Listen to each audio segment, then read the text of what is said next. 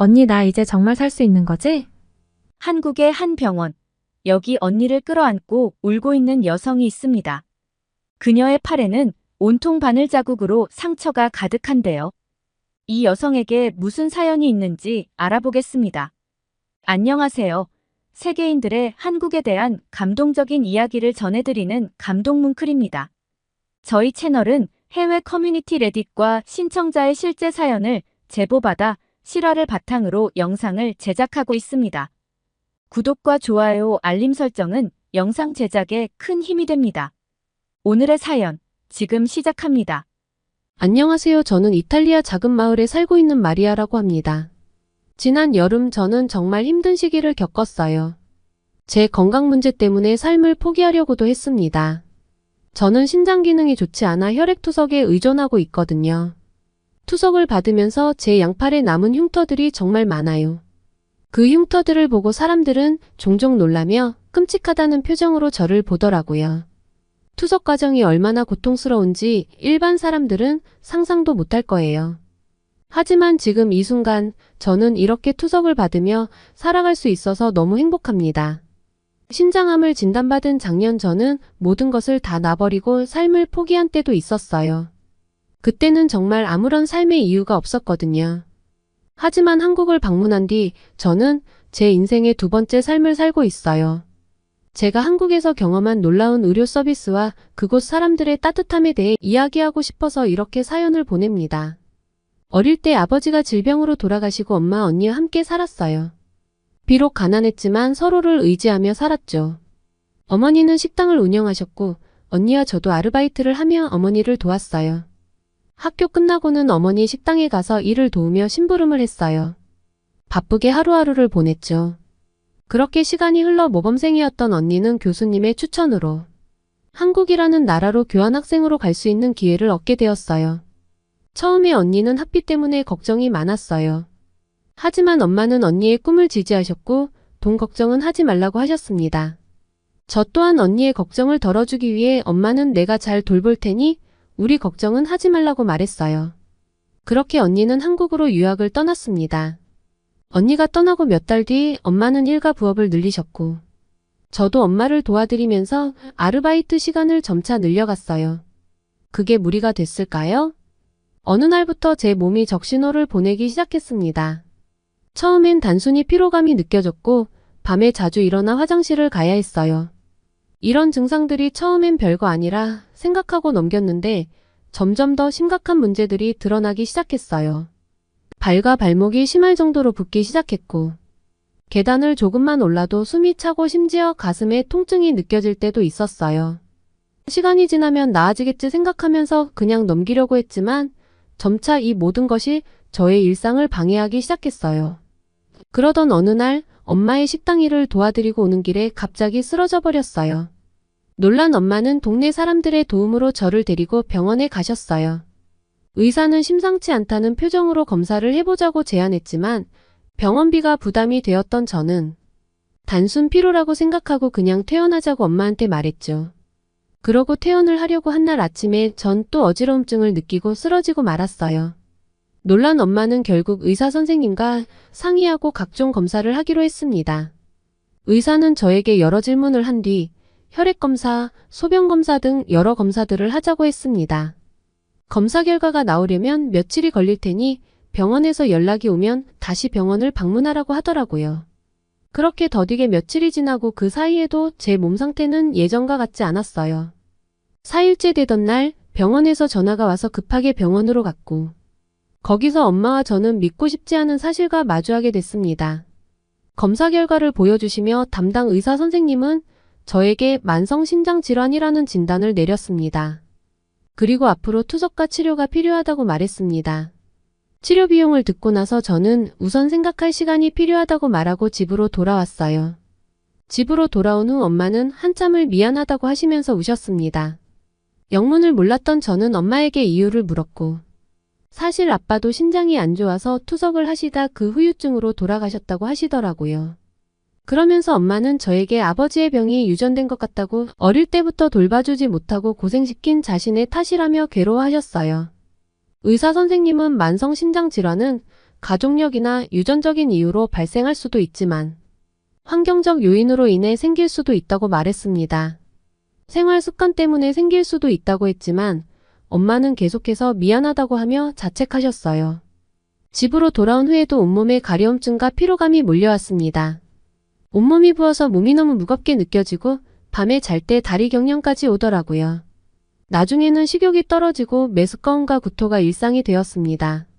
몸과 마음이 예전과 같지 않고 작은 일에도 집중하기 어려웠어요. 이런 제 모습을 지켜보시던 엄마는 저를 다시 병원으로 데리고 가셨어요. 가는 길에 병원비는 생각하지 말고 어서 건강해지라며 그것이 엄마 소원이라고 하시면서 눈물을 흘리셨어요. 엄마 옆엔 저뿐인데 제가 아프면 엄마를 지켜드릴 수 없으니 엄마에게 병원비의 부담을 드려서 죄송했지만 하는 수 없이 병원으로 향했어요.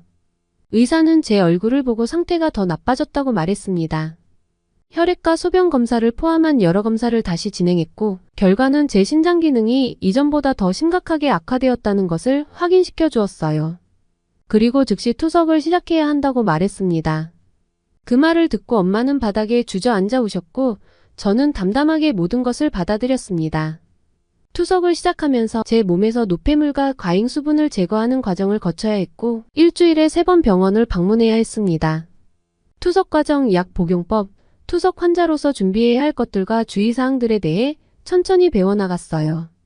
의사는 언젠가 제 신장 기능이 정상으로 돌아올 수 있다는 희망을 갖고 견뎌내라고 말했습니다. 그 말은 일주일에 3번 이상 투석을 견디는데 큰 도움이 되었습니다. 그리고 투석을 하고 온 다음 날은 몸 컨디션이 확연히 좋아짐을 느끼며 점점 병원 생활에 적응하기 시작했어요.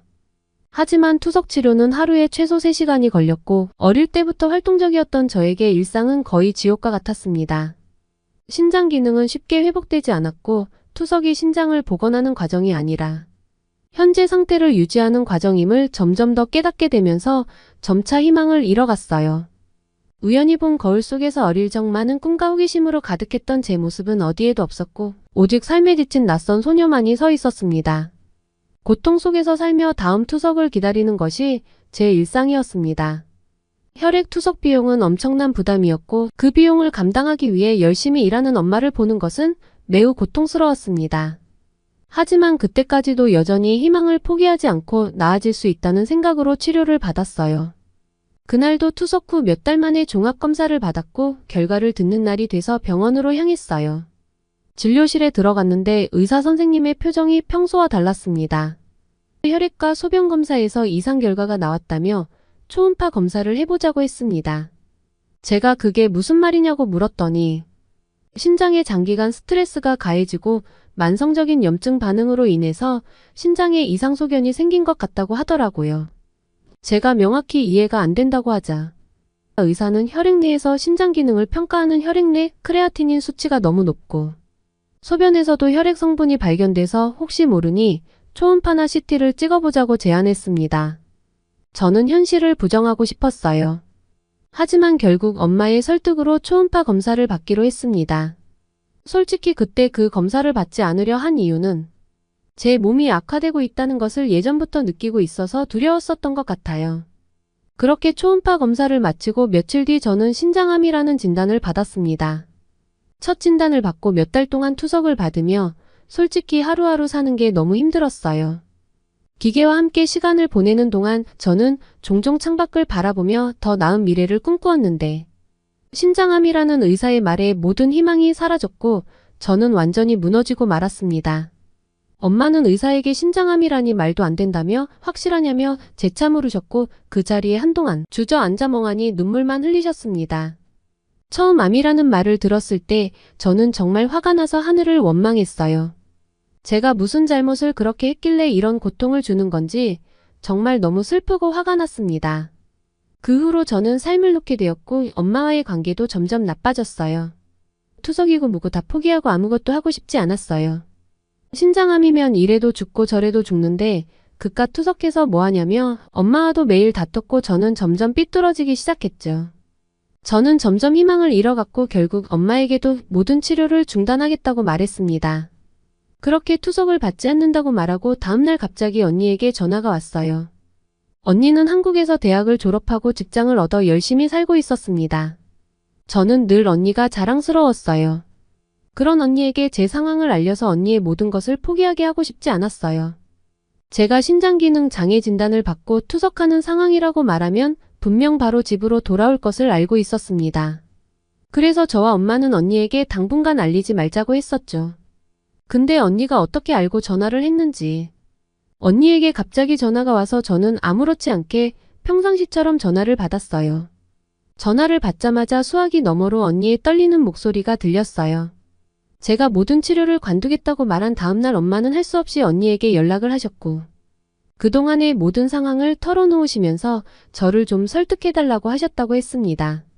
언니는 그동안 정말 힘들었겠다고 하며 울었습니다. 언니, 나 이제 시간이 얼마 남지 않은 것 같아. 저는 목소리가 떨리는 걸 감출 수 없었어요. 하지만 언니는 잠시도 주저하지 않았어요. 마리아, 걱정 마. 한국에 와서 다시 검사도 받고 치료도 받아보자. 한국 의료기술은 진짜 대단해. 희망 놓지 말자. 언니가 기다리고 있을게. 언니의 목소리는 항상 그렇듯 따뜻했어요. 힘들 때마다 언니는 제게 힘이 되어주곤 했죠. 하지만 이번에는 저 자신에게 희망이 거의 남아있지 않았습니다. 신장 투석을 받으면서 몇 달 동안 저는 너무 지쳐버렸으니까요. 저는 언니에게 그동안의 상황과 지금 집안 형편을 말하며 이제 그만하고 싶다고 말했어요. 이탈리아의 병원에서는 제 상태를 더 이상 호전시킬 방법이 없다고 했고 심지어 신장암이라는 진단까지 받은 상태인데 무슨 희망이 있냐고 언니에게 말했죠. 언니는 다른 걱정은 하지 말고 이번 주에 받기로 한 투석은 받으라고 했어요. 그리고는 언니가 표를 보내줄 테니 한국으로 오라고 하더라고요. 한국은 의료기술이 뛰어나다면서 다시 모든 검사를 해보자고 했습니다. 저는 그럴 필요 없다며 이제 편히 살고 마지막을 자연스럽게 떠나고 싶다고 했어요. 그냥 투석 안 받고 이렇게 지내다 조용히 제 삶을 마무리하고 싶다고 했습니다. 하지만 언니는 계속 저를 설득했어요. 한국의 의료 수준은 제가 생각하는 그 이상이라고 했어요. 그러면서 기적이라는 것도 있지 않냐며 포기하지 말자고 했습니다. 그런 언니의 말에 저도 모르게 용기를 얻었어요. 정말 한국 가면 다시 희망을 찾을 수 있을까? 이탈리아의 어두운 병실을 떠나 한국의 밝은 미래로 향하는 것이 제게는 마지막 모험이 될 수도 있다는 생각이 들었습니다. 며칠 뒤 저는 가방 몇 개를 싸서 공항으로 향했습니다. 그리고 그 순간부터 저는 이미 무언가가 달라질 것이라는 느낌이 들었어요. 죽기 전에 마지막 여행이라도 한번 가보자는 마음과 혹시 하는 기대를 가지고 언니가 있는 한국에 가기로 결심한 거죠. 저는 엄마와 함께 마지막 투석 치료를 받으러 병원에 갔습니다. 엄마가 미리 상황을 설명해 놓으셔서 담당 의사도 제 상황을 알고 있었어요. 의사는 비행 주의사항과 그동안 받았던 치료 내용과 투석에 대한 기록을 챙겨주었습니다. 다음날 저는 인생에서 처음이자 마지막이 될 한국으로의 여행을 떠났습니다. 마지막으로 언니를 만나러 가는 거였죠. 이제 곧 새로운 시작이야, 마리아. 혼자 중얼거리며 비행기에 올랐습니다. 비행 중에는 불안과 기대가 교차했어요. 하지만 한 가지 확실했던 것은 내가 사랑하는 언니가 있고 세계적인 수준의 의료기술이 있는 한국으로 가고 있다는 거였죠. 그리고 그곳에서 제 인생이 혹시 바뀔 수 있지 않을까 하는 작은 희망을 가지고 여행을 시작했어요. 비행기에 오르기 전까지만 해도 마음이 무겁고 불안했어요. 하지만 이제 제 인생의 새로운 페이지가 열린다고 생각하니 조금씩 설렘이 고개를 들기 시작했어요. 언니 말대로 한국에 가면 희망이 있을지도 몰라 스스로를 다독이며 저는 비행기 창가 자리에 앉아 창밖을 바라보았어요. 구름 사이로 보이는 하늘과 땅의 경계가 마치 제 인생의 새로운 시작을 알리는 듯 했습니다. 비행기가 이륙하고 창밖을 바라보니 많은 생각들이 머릿속을 스쳐 지나갔습니다. 몇 달간의 투석으로 인해 일상이 망가지고 그 스트레스로 제정신이 아니었어요. 엄마에게 온갖 짜증을 내고 모진말을 했던 날들이 생각났어요. 일주일에 3번, 한 번 갈 때마다 3시간씩 투석을 받아야 했고 하고 싶은 일은 아무것도 할 수 없는 상황에 너무 화도 나고 괴로웠어요. 그 모든 화가 엄마에게 돌아갔던 거죠. 남편을 잃고 어린 딸들을 키우며 한 번도 맘 편히 쉬지 못하셨던 엄마의 모습이 떠올라 자꾸 눈물이 났습니다. 그렇게 한바탕 울고 나니 갑자기 어지럽고 몸이 조금씩 이상해지는 것을 느꼈어요. 장시간 비행에 대한 두려움과 건강 상태로 인한 불안까지 겹쳐 점점 숨쉬기가 어려워졌어요. 그때 옆자리에 앉은 동양인 여성이 제 얼굴이 창백해진 것을 보고 망설임 없이 저를 도와줬습니다. 괜찮으세요? 물 좀 드세요. 그녀는 따뜻한 미소를 지으며 자신의 물병을 건네주었고 그 목소리에는 진심 어린 걱정이 담겨 있었습니다. 저는 고마움에 물을 받아 마셨고 그녀는 계속 저를 살펴주었습니다. 혹시 더 필요한 게 있으면 말해요. 저는 여행을 자주 다니는 편이라 비행 중 불편함을 잘 알아요. 그녀는 이탈리아를 여행하고 한국으로 돌아가는 중이라는 사실과 세계 여기저기를 여행하며 칼럼을 쓰는 칼럼니스트라고 본인을 소개했습니다. 친절한 그녀의 말에 저는 조금 안심이 되었습니다. 비행 중에 그녀는 저에게 여러 가지 팁을 알려주었어요. 기내에서의 편안한 자세, 수분 섭취의 중요성, 그리고 가끔씩 일어나서 스트레칭을 하는 법까지. 비행 중에는 이렇게 몸을 움직이는 게 혈액순환에 좋아요. 함께 해볼까요? 그녀의 제안에 저는 함께 기내에서 간단한 스트레칭을 하며 몸을 풀었어요. 그렇게 조금 시간이 지나자 몸이 편안해지는 것을 느낄 수가 있었습니다. 그녀의 도움으로 비행을 큰 불편 없이 보낼 수 있었고 무엇보다 그녀의 따뜻한 마음에 큰 용기를 얻었어요. 비행기가 착륙하는 순간 저는 한층 더 큰 기대감을 느꼈습니다. 하지만 오랜 비행 후 제 몸은 생각보다 많이 지쳐 있었고 기내에서 충분한 수분을 섭취하지 못한 탓에 혈액순환이 원활하지 않았습니다. 인천공항에 도착해 비행기에서 내리자마자 갑자기 세상이 빙글빙글 돌기 시작했어요. 저 너무 어지러워요. 갑자기 무릎이 풀리면서 저는 바닥에 쓰러졌습니다. 그 순간 공항 직원들이 바로 제 곁으로 달려왔어요. 괜찮으세요? 저희가 의료센터로 모셔다 드릴게요. 그들은 신속하게 휠체어를 가져와 저를 의료센터로 옮겼습니다. 그 순간 직원들의 친절하고 전문적인 대응에 마음이 한결 놓였어요. 의료센터에 도착하자 의료진이 즉시 저를 진찰하며 필요한 응급처치를 시작했습니다. 걱정하지 마세요. 곧 좋아질 거예요. 한국은 의료기술이 정말 발달했어요. 한 의료진의 말에 저는 조금 안심이 되었어요. 처치를 받는 동안 저는 그들의 능숙한 손길과 따뜻한 마음씨에 감동했죠. 얼마 후 저는 다시 안정을 찾을 수 있었고 이어서 큰 병원으로 긴급 이송되었습니다. 병원으로 급히 이송되는 동안 저는 놀랍도록 빠르고 체계적인 대응에 감탄할 수밖에 없었어요. 짧은 시간 안에 저는 이미 치료를 받고 있었고 의료진의 친절함과 전문성에 또 한 번 놀랐죠. 도착 시간이 되었는데도 저를 찾지 못한 언니는 걱정되어 저에게 전화를 했고 다행히 공항 직원이 전화를 받았다고 했습니다. 언니는 제가 신장질환으로 투석받는 중이며 장시간 비행으로 인해 신체 상태가 악화되었다고 설명했고 의료진들은 여러 차례 전화를 한 뒤 바로 투석이 가능한 공항 근처 병원으로 저를 이송했다고 했습니다. 병원에 도착한 후 몸 상태가 좋지 않아 4시간 가까이 투석을 받았습니다. 구급차로 병원에 가는 동안 이렇게 죽는 거 아닌가 하는 생각이 들었습니다. 하지만 병원에 도착하자마자 의료진의 친절하고 전문적인 대응에 안심이 되었습니다. 응급실로 신속히 이동되어 바로 검사를 시작했습니다. 곧 언니가 병원에 도착했어요. 오랫동안 보지 못했던 언니의 얼굴을 보자마자 우리는 눈물을 흘리며 서로를 꼭 안았습니다. 마리아, 너무 걱정했어. 이제 됐어. 다 잘 될 거야. 언니의 목소리는 떨렸지만 안도감과 기쁨이 섞여 있었습니다. 투석을 마친 뒤 저는 병실로 이동했고 언니는 잠시 슬픈 표정으로 저를 바라보았어요. 그 모습을 본 간호사가 다가와 언니에게 조용히 말했습니다. 걱정하지 마세요. 우선 정밀 검사를 진행할 거예요. 최선을 다해 도와드릴게요. 모든 검사가 끝난 후 이탈리아와 달리 결과가 빨리 나왔습니다. 그리고 저는 믿을 수 없는 사실과 마주했어요. 이탈리아에서 하지 않았던 CT 검사 결과 신장암이 아니라고 했습니다. 초음파로는 각각 판독에 따라 소견이 다른데 CT 결과상 신장암이 아니라며 초음파만 보고 오진했을 가능성이 크다고 했습니다. 그 소식을 듣는 순간 저는 너무 기뻤습니다. 그 뒤로 다양한 검사와 투석을 받으며 점차 희망을 되찾기 시작했어요. 각 검사마다 의료진은 저를 세심하게 대하며 전 과정을 자세히 설명해 주었습니다. 신장암이 아니어서 정말 다행이에요. 여기서 받은 검사 덕분에 새로운 희망을 갖게 되었어요. 저는 담당 의료진에게 너무 감사하다고 말했습니다. 그날 이후 저는 다시 살고 싶은 희망이 생겼습니다. 한국의 의료기술과 의료진의 따뜻한 마음 덕분에 이제 밝은 미래를 기대할 수 있게 되었죠.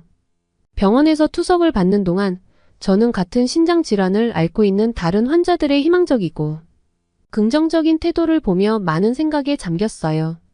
그들은 어려움 속에서도 웃음을 잃지 않고 서로를 격려하며 힘든 시간을 함께 견뎌내고 있었습니다. 그 환자들을 보며 지난 몇 년 동안 내가 얼마나 무력했는지 항상 비관적으로 생각했던 제 자신을 반성하게 되었습니다. 이제부터는 뭐든지 시도해보자 저는 스스로 다짐했습니다. 이전과는 다른 삶을 살고 싶었고 새로운 의미를 찾아 나가고 싶었어요. 투석 치료를 받으면서 만난 사람들과의 대화는 제게 큰 힘이 되었고 삶에 대한 새로운 시각을 갖게 해주었습니다. 병원에서 퇴원하는 날이 되었을 때 저는 이제 더 이상 과거의 절망적인 생각에 사로잡히지 않기로 다짐했습니다. 삶은 여전히 아름답고 저에게는 새로운 기회가 있다고 생각했죠. 병원에서 퇴원한 후 언니와 함께 집으로 갔어요. 우리는 미래에 대한 계획을 세우며 오랜 시간 이야기를 나누었습니다. 언니가 한국으로 오라고 강하게 나를 설득하지 않았다면 난 아마 이탈리아에서 그렇게 생을 마감했을 거라고 했습니다. 서로를 안고 그렇게 한참을 기쁨의 눈물을 흘렸어요. 다음 날 이탈리아에 계신 엄마에게 전화를 했습니다. 엄마는 전화를 받자마자 눈물을 흘리며 너무 기뻐하셨어요. 저는 한국에서 받은 치료와 경험에 대해 엄마에게 자세히 설명했죠. 언니는 남은 기간 동안 많은 곳을 구경시켜줬습니다. 특히 언니와 함께 한국 식당에 갔을 때의 일은 잊을 수 없었어요. 저는 신장질환으로 인해 염분 섭취를 조심해야 해서 거의 외식을 못했고 항상 식단 조절이 필요했어요. 그런데 한국 식당에서는 제 상황을 이해하고 소금 조절을 도와준 덕분에 정말 오랜만에 식당에서 근사한 식사를 할 수 있어서 너무 행복했습니다. 언니, 한국 사람들은 정말 배려심이 깊은 것 같아. 언니는 미소를 지으며 한국 사람들은 서로를 많이 챙긴다고 대답했어요. 여가 시간을 즐기는 사람들로 붐비는 한강을 방문했을 때의 기억은 또 어떻고요. 많은 사람들이 산책을 하거나 자전거를 타고 피크닉을 즐기는 모습을 보니 저도 모르게 웃음이 나오더라고요. 언니, 여기 와서 보니까 나도 한국에서 살고 싶어. 한강의 평화로운 분위기가 제 마음을 한결 가볍게 해주었습니다. 마지막 날 남산에 올라 밤하늘을 바라볼 때 또 다른 희망을 느꼈어요. 서울의 야경이 발 아래 펼쳐지고 그 위로 떨어지는 별빛은 너무 아름다웠죠. 그런 제 옆에서 나란히 서서 밤하늘을 바라보며 언니가 말했어요. 마리아, 너도 저 별빛처럼 이제 밝은 일만 있을 거야. 그 말에 저는 더욱 힘을 얻었습니다. 한국에서의 이 경험들이 제 삶에 새로운 의미와 희망을 주었습니다. 평범한 일상과 특별한 순간들은 제 인생에 큰 변화를 가져왔고 이제 저는 더 밝은 미래를 기대하며 매일을 즐길 준비가 되어 있습니다. 비행기에 올라 이탈리아로 돌아오며 저는 한국의 의료 시스템과 한국인들의 친절이 제 인생에 어떤 영향을 미쳤는지 그리고 그것이 제 자신에게 어떤 변화를 가져왔는지 생각해 보았습니다. 한국 의료진들은 저를 환자가 아닌 한 사람으로 진심으로 대해줬습니다. 저는 여전히 일주일에 3번 3시간이 넘는 투석을 받고 있어요. 하지만 예전과는 많이 달라졌습니다. 저는 건강한 삶을 살기로 결심했으니까요. 적절한 식단 관리와 스트레스 관리를 통해 제 건강을 지키기 위한 구체적인 계획을 세웠어요. 이제 제 건강은 제가 책임질 거예요. 한국 병원에서 배운 건강관리법을 잘 실천하면서 살아가고 있습니다. 제 이야기를 통해 다른 사람들에게 희망과 용기를 전하고 싶어요. 제가 겪은 시련과 그 속에서 찾은 희망의 메시지를 나누면서 저처럼 어려움을 겪고 있는 이들에게도 도움을 주고 싶어요. 저는 한국에서 2번째 삶의 기회를 얻었어요. 어떤 어려움이 닥치더라도 포기하지 않으면 반드시 길이 열린다는 것을 믿어요. 한국에서의 경험이 제게 새로운 삶을 선물로 준 것처럼 저도 제 이야기를 통해 다른 이들에게 희망을 선물하고 싶습니다. 그리고 앞으로도 계속해서 이 희망을 널리 퍼뜨리며 살아가려고 해요. 제게 새로운 삶을 살게 해준 한국에 너무 감사드리며 저와 같은 상황에 계신 분들 희망을 버리지 마시고 누구에게나 한 번쯤은 행운 같은 기적이 찾아온다고 하니 포기하지 않으셨으면 좋겠어요. 모든 분들이 항상 건강하시기를 바랄게요. 오늘의 사연 어떠셨나요? 오늘 이야기가 좋으셨다면 구독과 좋아요 눌러주시고 주변의 많은 분들에게 공유해주세요. 사연자분에게 응원과 격려의 말씀들을 댓글로 남겨주세요. 감동 뭉클에서는 여러분의 마음들을 모아 사연자분들에게 전달해 드리고 있습니다. 감동적이거나 재미있는 실제 사연들을 제보받고 있으니 소개해주고 싶은 사연이 있으시면 위 메일로 제보해주시기 바랍니다. 오늘도 여러분의 하루의 작은 즐거움이라도 되었기를 바라며 지금까지 감동뭉클이었습니다. 구독과 좋아요는 영상 제작에 큰 힘이 됩니다. 끝까지 시청해주셔서 감사합니다. 다음에 더 좋은 영상으로 찾아뵙겠습니다.